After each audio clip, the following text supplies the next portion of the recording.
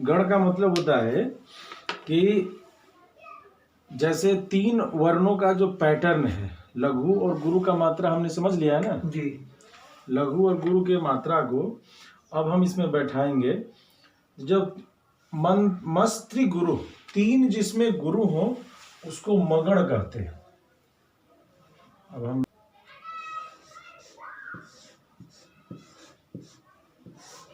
मगण किसको कहते हैं? तो जिसमें तीनों गुरु हो।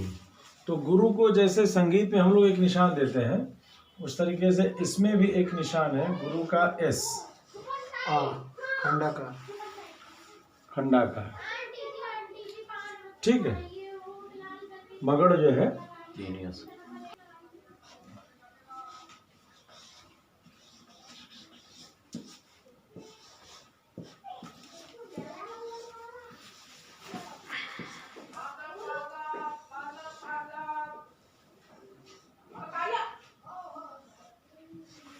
ये जो चिन्ह है जो अभी हम लोग पढ़ रहे हैं, इसमें ये लघु मात्रा का चिन्ह होगा। लघु मात्रा का जो हम लोगों ने पढ़ा है, ह्रस्व में से जो लघु होते हैं, और गुरु का पहचान ये है। ठीक है। तो मगण मतलब मगण 3 वर्ण यदि कहीं पर लगातार हैं, तीनों दीर्घ हो, तो उसको हम लोग कहेंगे मगण। तीनों गुरु में जैसे सीताया, तीनों गुरु में सीताया, जैसे सीताया, सीताराम, सीताया, हाँ सीतारा। तो सीताराम में का सीतारा, ये जो है मगण में आया।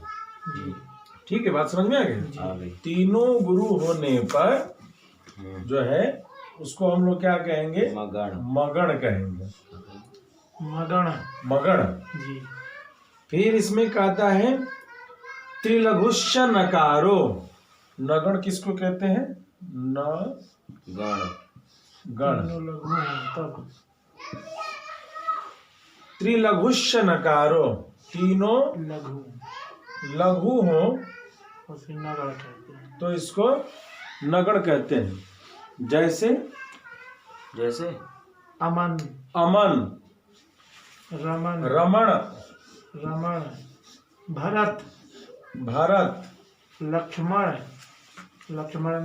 में एक दीर्घ हो गया, एक गुरु हो गया। कौन सा गुरु हो गया उसमें? है क्या वो आ गया ना, लक्ष्मण में आधा। तो आधा क्या होता है? संयुक्त लाल लघु होते हुए भी गुरु हो जाता है। ठीक है। तो ये नगण, मगण हो गया। मगण का भी उदाहरण देख लिया आपने। नगण मतलब तीनों लघु। तीनों लघु मतलब नमन, रमण, पवन, ये सारे क्या हो गए? नगण हो गए। इसके बाद कहता है भादि गुरु, जिसमें आदि गुरु हो और 2 लघु हो, उसको क्या कहेंगे? भगण। आदि गुरु मतलब पहले, आदि में पहले, भादि। ठीक है। भ में संधि हो गया आदि, भादि। तो भादि गुरु मतलब भ जिसमें पहला जो है सो क्या हो? गुरु हो। फिर लघु हो दोनों, फिर दोनों लघु। जैसे रावण, हाँ रावण, मोहन, सोहन, हाँ ये सारी जो हो गए ये सो भगण हो गए। भगण। ठीक है। जैसे कहीं पर लिखा हो, एक आ जाता है कि भगण लिखिए तो हम रावण लिख देंगे। कहीं लिखा हो नगण लिखिए तो हम रमण लिख देंगे, भरत लिख देंगे। कहीं पर कहा हो मगण लिखिए तो जैसे सीताया लिख देंगे।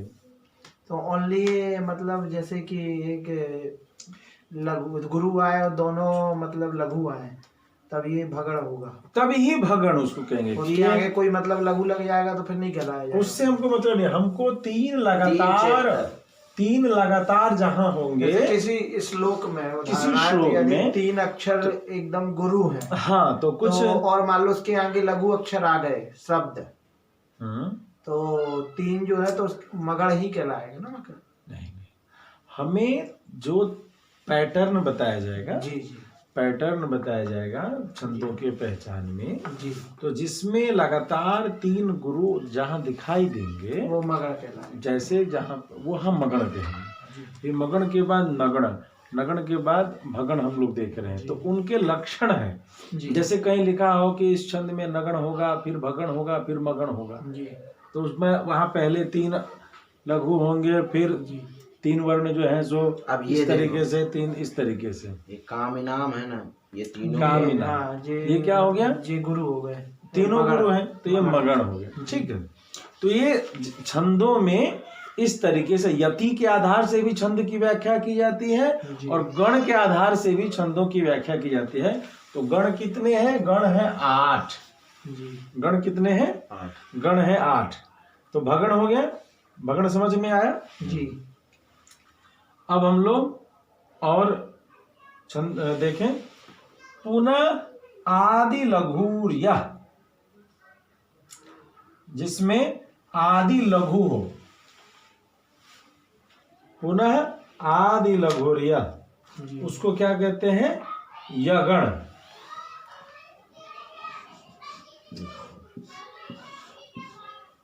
यगण, यगण किसको कहते हैं, आदि लघु, आदि लघु, इसमें पहले लघु हो फिर गुरु हो।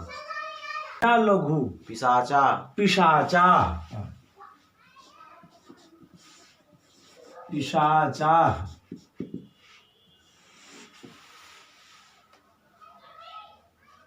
ठीक है, पहला लघु, अंतिम का दोनों गुरु। गुरु, बात समझ में आई? हाँ जी। और कोई बोलिए, और एक आप बोलिए। रमाया, कुमारी नहीं हो, सुहाना, सुहाना, सुहाना, सुहाना, कुमारी। जो गुरु मध्य गतो, जगण, जिसके गुरु मध्य गतो, तो जिसके बीच में गुरु हो, मध्य मीन्स बीच। जगण, जो गुरु मध्य गतो, गुरु मध्य गतो का मतलब क्या हुआ, जिसके मध्य में गुरु हो। मनोजह, मनोज, मनोजह जैसे आप करते हैं तो विसर्ग हो जाता है ना, तो यहाँ पर मनोरमा, जैसे हम ले लिए मनोरमा, 4 वर्ण, तो रहने दीजिए, 6 वर्ण का भी तो बनेगा, ऐसा थोड़े कि चीजें 4 ही। यहाँ क्या है, तो ये क्या हुआ, जगण। लास्ट में तो गुरु जी गुरु, उसको रहने दीजिए, उससे क्या मतलब, आपको 3 लगातार को देखना है, ध्यान दीजिए आप। 3 लगातार क्या है, जैसे पराशरौ, पराशरौ, हाँ, वेद व्यास, पराशरौ, वेद में गुरु, वेद व्यास भी होगा, कैसे होगा सो देखिए। हाँ, वेद व्यास नहीं, ये 3 लगातार जो है सो गुरु हो गए। जी जी। तो ऐसी स्थिति में यहाँ पर मगण, ये मगण दिख रहा है। ठीक है, बात समझ में आई जी। अच्छा, इसमें जो है पदभंग वाला दोष नहीं है कि जैसे कि मनोर हमने कर दिया और माँ उसमें, कि पदभंग वाला दोष की चर्चा इसमें नहीं, वो यति में है कि यति वहां पर ही माना जाएगा जहां पर पद न टूटते हो। ठीक है, इसमें ऐसी चर्चा नहीं है, उसके लिए भ्रमित नहीं होना है। फिर कहता है रल मध्य, मध्यगतो रल मध्य सोंत गुरु, कि जो लघु, मध्य में लघु और आदि अंत में गुरु हो उसको रगण कहते हैं। रगण, जगण के बाद हम लोग पढ़ रहे हैं रगण, रगण। ठीक है, रगण का मतलब क्या हुआ कि जिसके मध्य में लघु हो और आदि अंत में गुरु हो। लुप्ताकार दोनों तरफ और बीच में लघु की मात्रा। ठीक है, जैसे रमाया, जैसे माँ आपका बीच में गुरु हो जा रहा है। अरे क्या होना है इसमें पहले? रगण जैसे पहला और पहले मानसी, है मानसी, मानसी। हाँ, मानसी। अच्छा, आगे पीछे गुरु होना, बीच में आगे पीछे गुरु होना, बीच में लघु होना। ठीक है, समझ गए। कोई दिक्कत? कोई दिक्कत नहीं। ऐसे साधनानी, साधना हो गया ना, साधना। ठीक, साधना, साधना, साधना। चलिए, तो रगड़ हो गया। सोंत गुरु, सोंत गुरु, अंत में गुरु हो जैसे। हाँ। सगड़, सगड़ मतलब स अंत गुरु, सगड़। सगड़ का क्या हुआ? अंत में जिसके गुरु हो, बाकी लघु हो, बाकी लघु। बात समझ में आई? जी। अंत में गुरु हो, बाकी लघु हो। जैसे सरिता, सरिता, कविता। ठीक है, ओके। सगड़ का मतलब क्या हुआ? लघु लघु गुरु। कोई दिक्कत? कोई दिक्कत नहीं। उदाहरण लिख रहे हैं ना? जी गुरु जी, थोड़ा एक इसको दिमाग में सेट हो एक जाएगा। एक वीडियो तो देख ही लेंगे, हम लिख लेंगे वहीं कंपनी, इसको देख लेंगे। चलिए, सगड़, सगड़ मतलब लघु लघु गुरु। चलिए, अब आगे कहता है लघु किसी के कथितोंत लघुस्तः, कथितः अंत लघुस्तः, जिसके अंत में लघु हो और आदि मध्य में गुरु हो, उसका नाम है तगण। आदि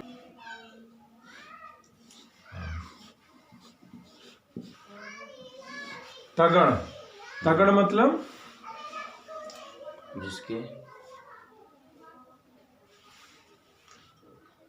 अंत लघुस्तः, जिसके अंत में लघु हो, मध्य में हो, अंत में लघु हो, आदि मध्य जो है गुरु हो। गुरु तो जैसे रामाय,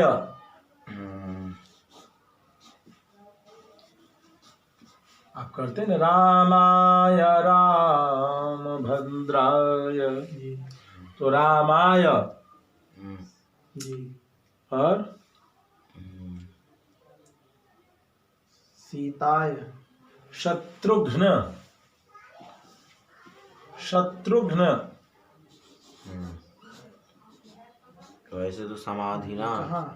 नहीं तो दो अलग। शत्रुघ्न, समाधि, शत्रु, गुरु हुआ, न जो है सो लघु हुआ।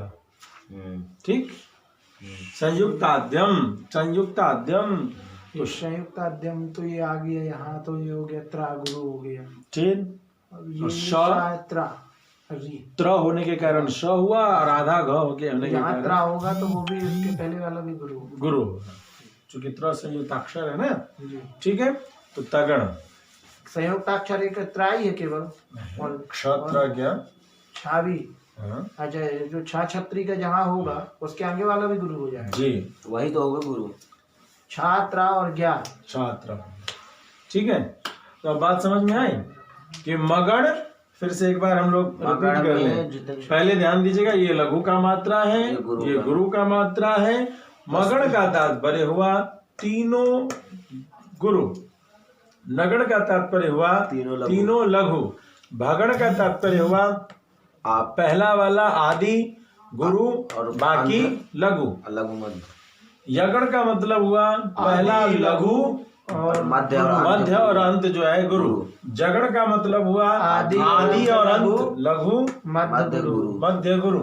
रगड़ का मतलब हुआ आदि अंत गुरु मध्य लघु।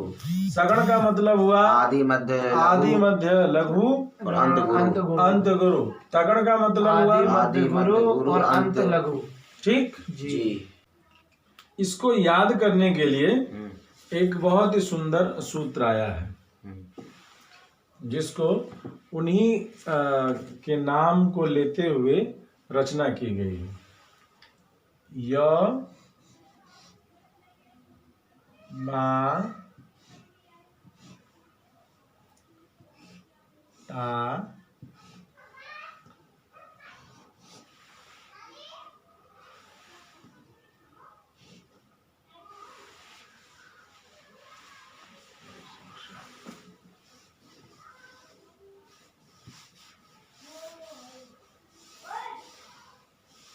यमाता यमन श्लोक यमन यगण मगण तगण रगण यमाता राज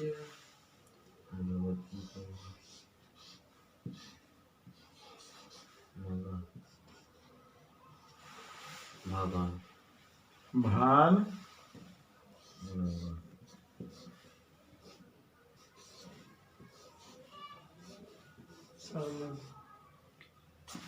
सलगम यमाता राज भान सलगम। ठीक है। तो क्या लिखा है? यमाता राज भान सलगम। ये बहुत आसान है, तुकबंदी है, बहुत सुंदर बोलने में लगता है। यमाता राज भान सलगम। मान लिया हम सारे सूत्र भूल जाएं, जो 8 सूत्र हमने पढ़ा है, तो हमको क्या करना है? तुरंत में इसको लिख लेना है। यानी 8 सूत्र इसमें छिपे हुए हैं, 8 गण की पहचान। कैसे? हमने इसको लिख लिया और लिख के कुछ नहीं करना है, हमको लघु गुरु पहचानते चलना है। लघु गुरु पहचानते हुए क्या दिखता है? य मतलब क्या है? लघु गुरु का पहचान बताएंगे। य लघु लघु गुरु गुरु गुरु गुरु गुरु गुरु लघु लघु गुरु गुरु लघु लघु लघु लघु लघु लघु लघु गुरु मान लेते हैं। ठीक है। अब यहाँ देखिए, हमने इसको क्या लिखा? यमाता राज भान सलगम। गुरु है। अब हमको यगण हमको याद करना है। जी। यगण यगण आपने लिखा था। यगण कहता है पहला लघु बाकी 2 गुरु। तो य जहां है उसके आगे के 3 को देख लीजिए। ठीक है, पहला लघु बाकी के 2 गुरु, यगण। बात समझ में आई? मगण मगण क्या कहता है? तीनों के तीनों गुरु। अच्छा। मातारा। ठीक है। तगण तगण क्या कहता है? 2 गुरु 2 गुरु 1 लघु। जी। 2 गुरु आदि और मध्य गुरु अंत लघु। ठीक। रगण क्या कहता है? रगण क्या कहता है कि आगे पीछे आदि और अंत गुरु, मध्य में लघु। राभा गुरु है, जसो है सो लघु है। अच्छा, जगण क्या कहता है? जगह कहता है आदि अंत लघु मध्य में गुरु। तो अब इसको क्या दिखता है? ये कि आदि और अंत में लघु मध्य में गुरु। भगण भगण हमने पढ़ा, क्या देखा कि आदि गुरु और अंत और मध्य लघु। तो यहाँ अंत और मध्य गुरु लघु और आदि जो है सो गुरु। दिख रहा है जी। नगण नगण के क्या सूत्र है? तीनों के तीनों लघु। और दिख रहे हैं 9 साल। और सगण क्या कहता है? आदि और मध्य लघु और अंतिम गुरु। तो इस प्रकार से यमाता राज भान सलगम, यदि यह सूत्र याद है तो हमारा पूरा का पूरा गण का 8 का सूत्र हमारे कंठ पर सदा सर्वदा विराजमान है। तो इसको हमको याद रखना है, यमाता राज भान सलगम।